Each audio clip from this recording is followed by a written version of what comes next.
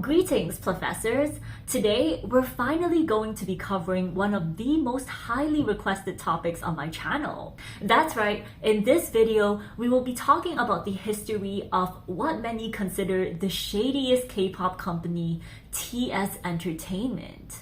Despite being home to successful K-pop groups such as B.A.P and Secret, this now defunct company is perhaps best remembered today for its unethical business practices, numerous legal disputes, and alleged mistreatment of its artists and staff.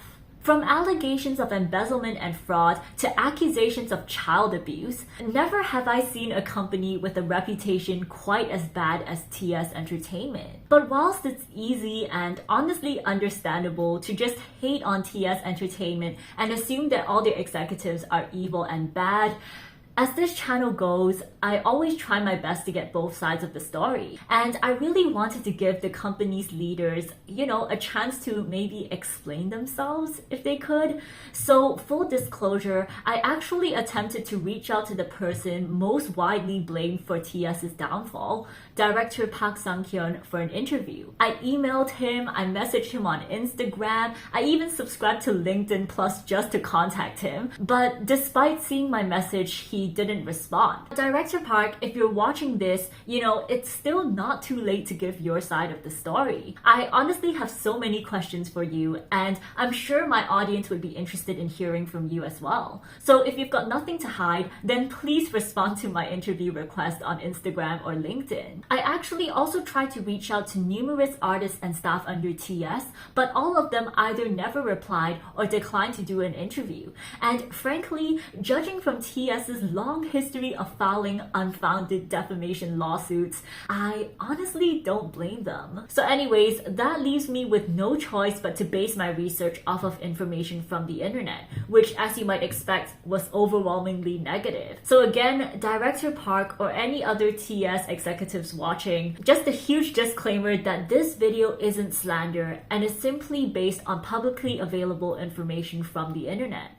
So if you'd like to dispute any of this information or give your version of events, then you're still welcome to reach out to me. My Instagram DMs are always open. And now that I've hopefully got my own ass covered from a defamation lawsuit, let's jump straight into the tragic story of TS Entertainment.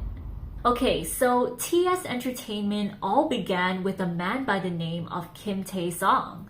Tae-sung's experience in the K-pop industry actually dates all the way back to 1987, before the word K-pop was probably even invented. He started off his career in DSP Media as a producer, as well as a manager for various groups including Song Bang-cha and GEM. In 2008, after more than 2 decades in the industry, Tae-sung was finally ready to try something new. So with just $5,000 in capital, he rented an office space in Hanam-dong and established Tae-sung Entertainment, which was then shortened to become TS Entertainment. Then in October of 2008, Kim Tae-sung, who I'll be referring to as CEO Kim, managed to sign on his first group, an underground hip-hop duo called Untouchable. Untouchable consisted of members Sleepy and D-Action, and the duo had actually been releasing music as early as 2006, but had failed to gain much attention outside of the underground rap scene. Thankfully, now that they were artists under TS Entertainment, CEO Kim was able to help the group with his connections and resources, allowing Untouchable to successfully re-debut and break into the mainstream. And they even managed to release a couple of hits such as Tell Me Why and Live in the Heart, which topped the charts across Korea. It seemed TS Entertainment was off to a pretty good start with Untouchable, but this would just be the beginning of the company's success, because in 2009, TS would debut their first K-pop group, Secret. Secret was an immediate success, gaining immense popularity with viral hits such as Magic and Madonna.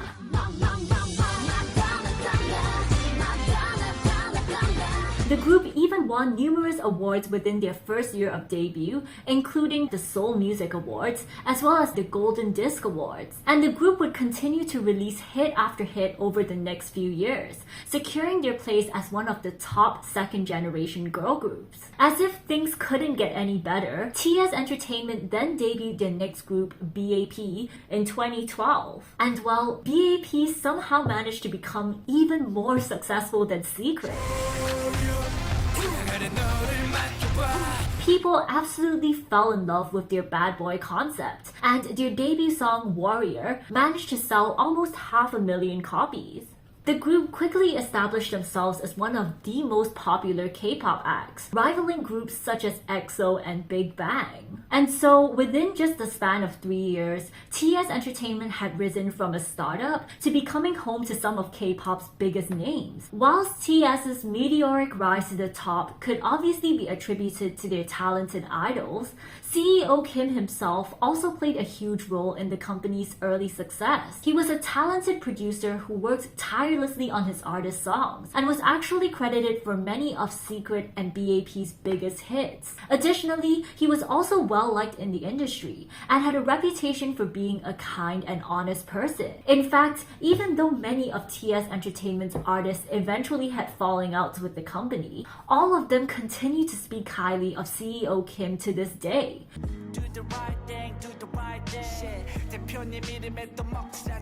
So it can only be assumed that he must have had a good relationship with the artists under his label. However, as kind and well-intentioned as CEO Kim was, it seemed he simply wasn't cut out to be a CEO. He failed to properly monitor his staff or manage the company's finances, and it wasn't long before cracks started to form within the company. Suspicions of mistreatment began as early as 2009, when Secret revealed their dorms on the show Invincible Youth. You would think that as one of the top K-pop girl groups, surely Secret would be living a life of luxury, right? Well, you would be wrong, because it turns out Secret were actually living in a cramped and rundown basement apartment. 저는 여기고요. 저는 여기고요.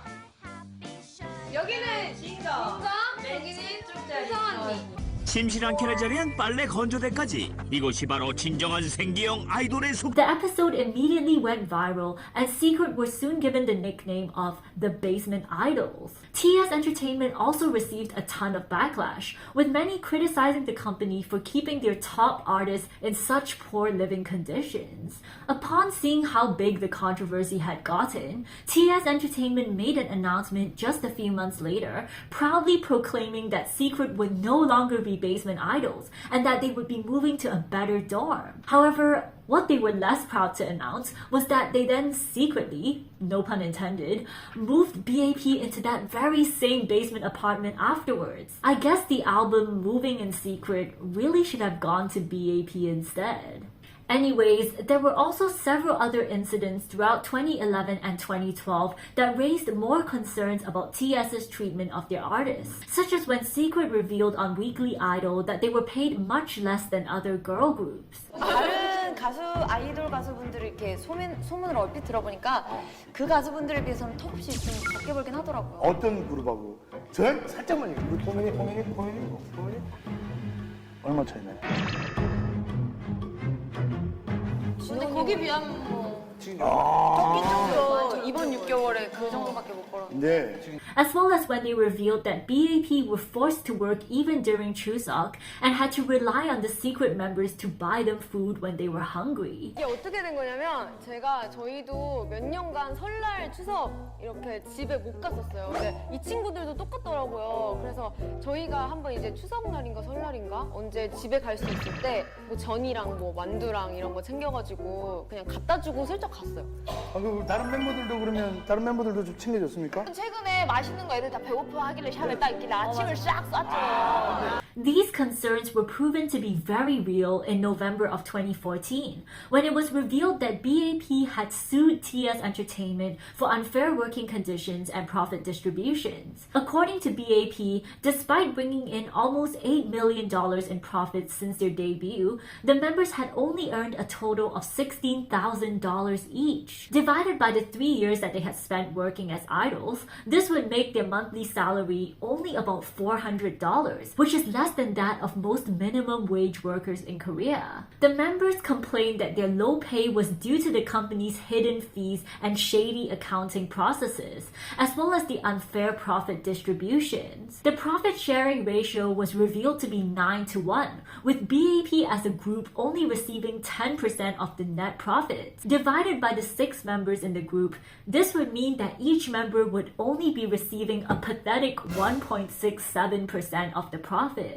Additionally, the group's contract terms were supposedly extremely unfair and borderline illegal. As you probably know, K-pop contracts in Korea are not supposed to exceed 7 years. 7 years after the date of signing, that is. However, TS Entertainment managed to find a loophole by making the contract end 7 years after the release of their first album instead. As a result, TS Entertainment was essentially able to extend the contract indefinitely by delaying the release of B.A.P's first album, and that was allegedly what they did. In the end, B.A.P's first album was only released 10 months after signing the contract, causing the total contract length to technically be 7 years and 10 months.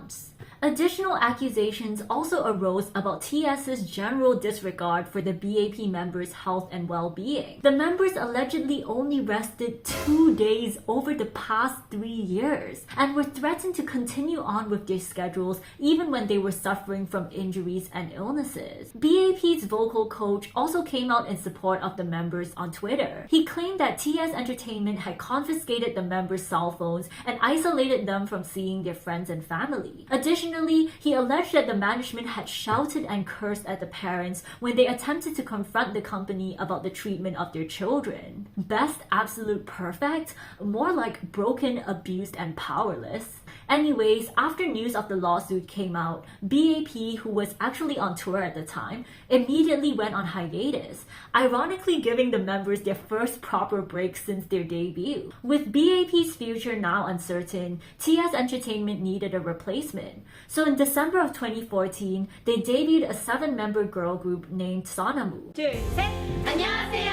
늘 푸른 소나무입니다. This group was meant to be a female version of B.A.P., and their name Sonamu, which translates to pine tree, was actually a play on CEO Kim Tae-sun's name, which also translated to Big Pine. The group was apparently given this name because, according to the company, if Sonamu lives, TS Entertainment also lives. If Sonamu collapses, TS Entertainment also collapses. Now, I'm not usually a believer of prophecy, but in this case, Sonamu's success, or lack thereof, truly did mark the beginning of TS's downfall.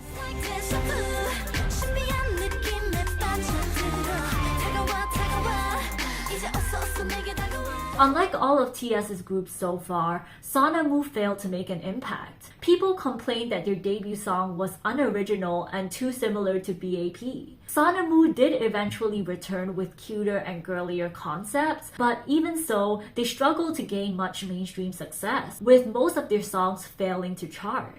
However, this was just the start of TS's problems, because by this point, even their once successful artists were now in decline. Untouchable, for instance, had gone unseen and unheard of since early 2015. Meanwhile, after 9 months of legal battle, B.A.P. reached a settlement with TS Entertainment and agreed to return to the company. Now, I say agreed, but we really have no idea how they reached this quote-unquote settlement. Some sources claimed that the lawsuit was not carried out properly due to TS's negligence, and the members eventually just gave up on pursuing legal action. Meanwhile, other sources claimed that the members had actually returned willingly because they trusted CEO Kim. Either way, B.A.P. were back, and TS Entertainment probably thought that they could rely on their cash cows to bring the company back to its former glory. But sadly, by this point, B.A.P's popularity had faded. started. Their first comeback after their hiatus only sold 45,000 copies,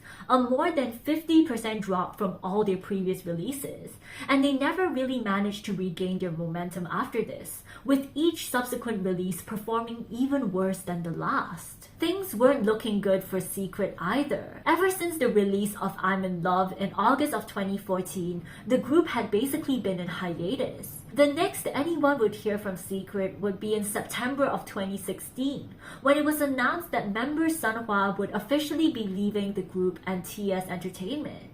But things only went from bad to worse when in August of 2017, another Secret member, Jiyeon, submitted a request to the Korean Commercial Arbitration Board to terminate her contract with TS Entertainment. She claimed that the company had not paid her for her acting work, had signed contracts against her will, and had continuously delayed payments for her apartments, car rentals, and vocal lessons.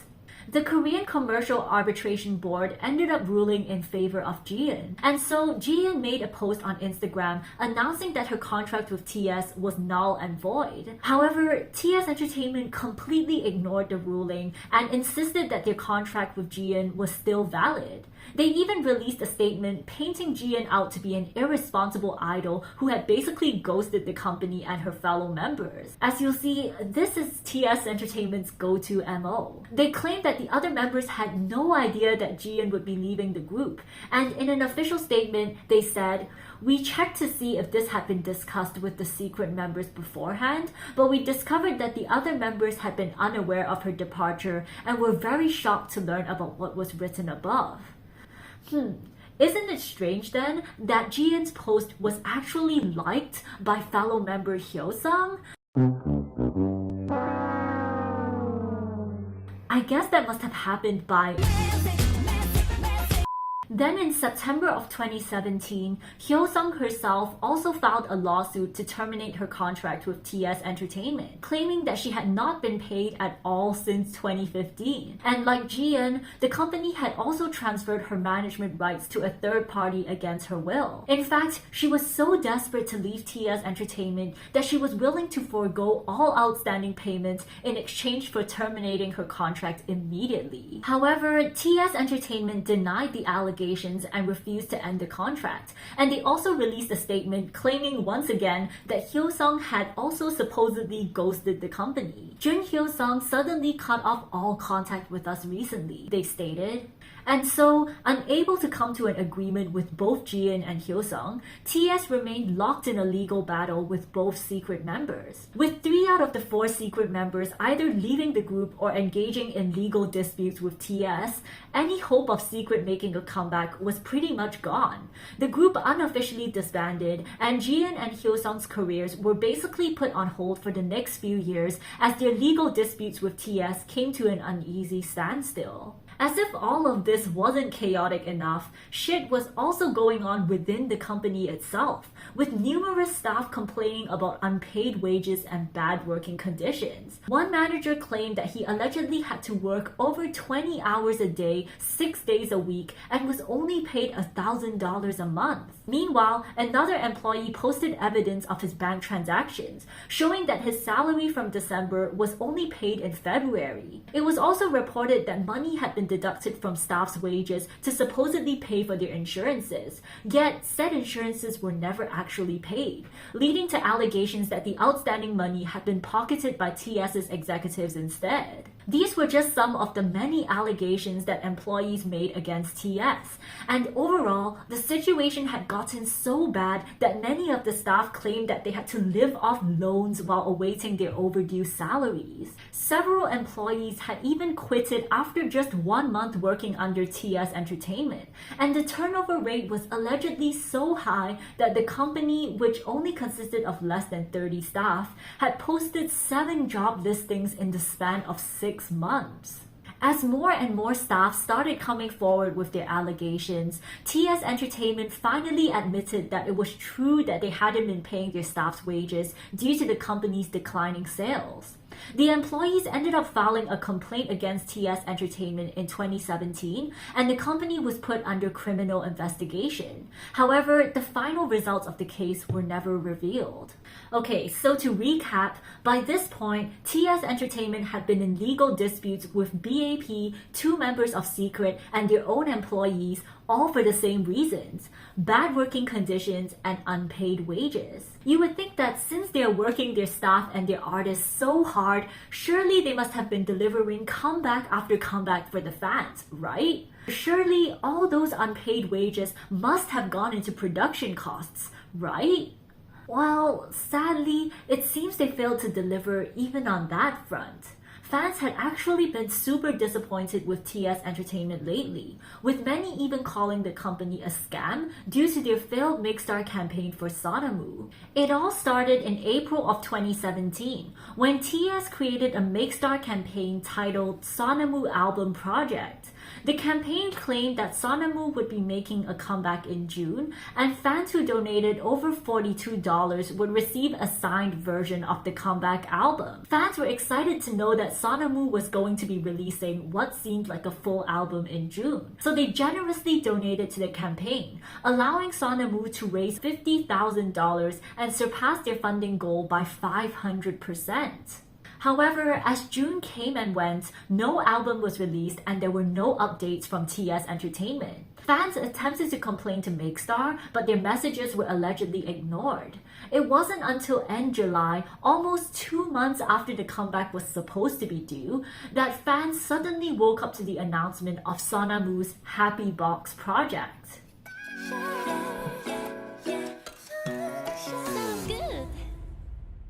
The Happy Box project was apparently meant to be a 3-part project consisting of 3 singles released over the next 3 months, which in this case would be August, September, and October of 2017. So how does this relate to the Makestar campaign, you might ask? Well, it turns out the Makestar campaign, which, if you recall, was titled Sonamu Album Project, wasn't actually to raise funds for an album at all, but rather just the first out of the 3 singles for the Happy Box project. And the special signed album that fans were going to receive, well, turns out it was just a CD containing the first single. Needless to say, fans were anything but happy about the quote, Happy Box project. No contributor would ever assume that they're only contributing to 1/3 of a project. I hear album projects and think, oh, full-length album, that sounds cool. But to find out that I spent my money on one song is kind of a slap in the face, fans complained. But well, the money had already been collected, and Makestar and TS were refusing to return the funds. So fans just had to accept that they had essentially been duped. Finally, on August 14th, 2 months after the original promised date on the Makestar campaign, the first single, which was titled Friday Night, was finally released. However, it wasn't until September that TS announced they were finally going to start shipping the signed CDs out to donors. And even then, numerous fans have complained that up till today, they still haven't received their promised CDs. Following this, TS then began working on their second single from their Happy Box project. Despite promising that the song would be out by September, the group ended up delaying their comeback by 2 months before finally releasing the song I Knew It on the 6th of November.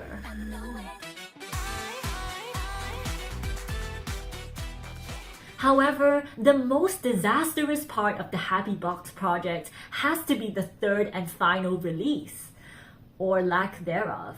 On the 22nd of November 2017, TS Entertainment shamelessly decided to create another Makestar campaign to raise some funds for the third single, completely ignoring the fact that they still hadn't fulfilled all the orders from the previous Makestar campaign. 엑스타를 통해서 첫 번째 해피박스 프로젝트 앨범 금요일 밤을 진행했었는데요.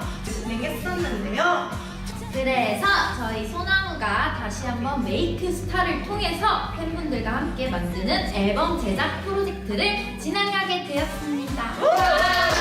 They promised that the single would be out in December, and some fans who were none the wiser about TS's history with their Makestar supporters happily donated to this new campaign, once again allowing Sonamu to raise $50,000 and surpass their funding goal by 500%. Now, if you've been keeping track, that means that TS raised a total of $100,000 in 7 months, a massive amount compared to the $16,000 that they paid B.A.P in 3 years. But despite all the money that had been raised, when December finally arrived, you guessed it, no single was released. It wasn't until January of 2018 that TS finally gave fans the shocking, unpredictable update that the comeback had been delayed.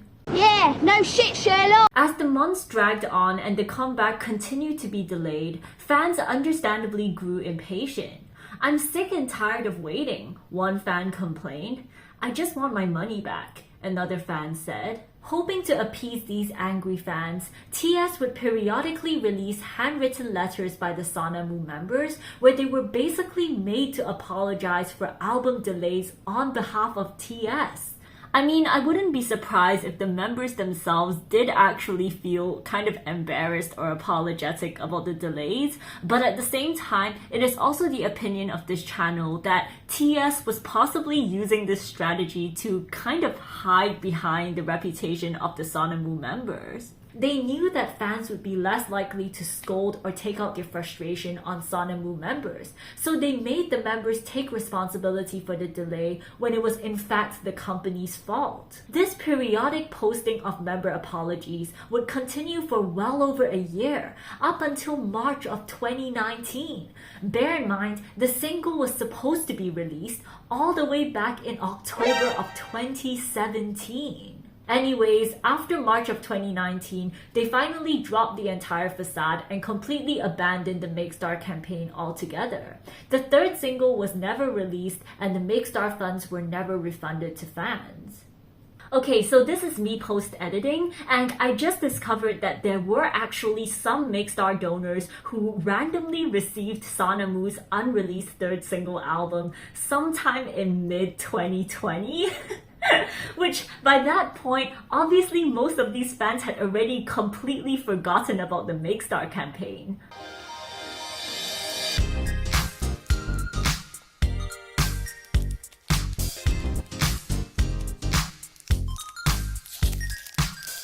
So I guess it's good that TS did send some of the rewards out to the donors eventually, though I wouldn't exactly say that being freaking 3 years late is exactly something to be proud of. Safe to say, the Happy Box project was anything but a happy experience for fans, and the entire ordeal put many people off the idea of ever donating to crowdfunding projects again.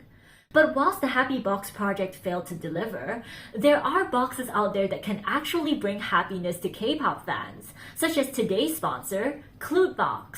Kpop is a K-pop subscription box packed with yummy snacks and merchandise from your favorite K-pop groups. So this time I decided to try out a new group, Red Velvet. So I have with me here the Red Velvet Kpop. Ooh, it actually feels pretty heavy. But yeah, let's take a look at what's inside. Oh my gosh, these look so yummy. You never really know what you're gonna get because every single Clute box is different. So opening up your Clute box is always such an exciting event. Oh, I received a red velvet shirt. Oh my gosh. Oh wow, this is actually really high quality. Such a nice shirt as well. Oh, I really like it. Oh wow, it's so nice. One thing that I really like about Kpop is that you don't just get to select your favorite group, but also your bias, your snack preferences, and your clothing size. This just helps the Kpop team pick the best merchandise for you to ensure that you'll be just as happy with your Kpop as I am with mine. So what are you waiting for? Be sure to check out Kpop's website and don't forget to use code PLOOPY678 for 5% off. Huge thanks to Kpop for sponsoring this video, and without further ado, let's jump right back into the story. So at this point, you might be wondering, if Sonamu's song was never released, then where did all the money from the Make Star campaigns go? Well, nobody really knows. Some believe that the money was used to pay for TS's numerous lawsuits, while others believe that the staff had embezzled the funds. However, the most popular theory was that TS had used the donations to fund their new group, TRCNG. TRCNG was a boy group consisting of 10 members aged 16 to 17. The group made their debut on the 10th of October 2017 with the song Spectrum, before returning with the song Wolf Baby in January of 2018. Both of which happened to coincide with Sonamu's Make Star campaign. Sadly, the group never gained much attention and both songs failed to chart. With all their groups either on hiatus or losing popularity, it seemed like things really couldn't get any worse for TS Entertainment. Except it did. On the 28th of April 2018, the CEO and founder of TS Entertainment, Kim Tae-sung, died at the age of 52. The official cause of his death was never revealed. However, an official from the music industry stated that he had actually met up with CEO Kim the day before his death, during which CEO Kim had allegedly cried about the state of his company and asked the official to take good care of his singers. This has led to speculations that CEO Kim might have committed suicide due to TS's numerous financial and legal troubles. As stated earlier, CEO Kim was reportedly the only saving grace in TS Entertainment's upper management, and various artists have since claimed that after he passed away, things got even worse for the company. So if you think that the story has been chaotic so far, just trust me when I say this was when shit really hit the fan. But this video is long and overwhelming enough as is, so I will be continuing this story in part 2 of the video, which I will be releasing next week. I guess I should have probably told you guys this was going to be a 2-parter before I began the video, but oh well, I guess I'm just giving you guys the happy box experience. So if you enjoyed this video, then please give it a thumbs up and subscribe, and click on the bell icon so that you'll be notified as soon as I post part 2. And with that said, I'll see you guys soon. Bye! Thank you for watching, and special thanks to my Patreon members for supporting my channel. If you'd like to watch reaction videos and other bonus content, then be sure to check that out on my Patreon.